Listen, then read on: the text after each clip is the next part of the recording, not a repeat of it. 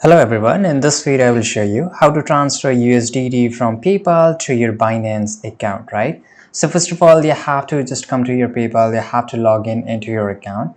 And once you have logged in, you have to go to your crypto section. So here there's basically a crypto section in the activity or somewhere here in the menu bar.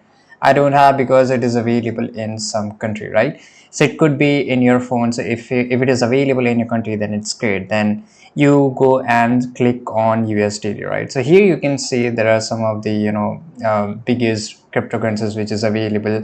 You can go on the search bar and search for USDT, and then you can just click on buy, right? And once you choose the amount of USDT you want to buy, complete the purchase using your PayPal balance or the balance which you have in your PayPal right now. You can use it and you can buy from that, right? Then you can just transfer USDT to wallet. So just go to your PayPal, right? And here you have to just click on send, right? And once you click on send, navigate to the crypto and choose the option to transfer USDT, enter the wallet address from your crypto wallet and confirm the transfer.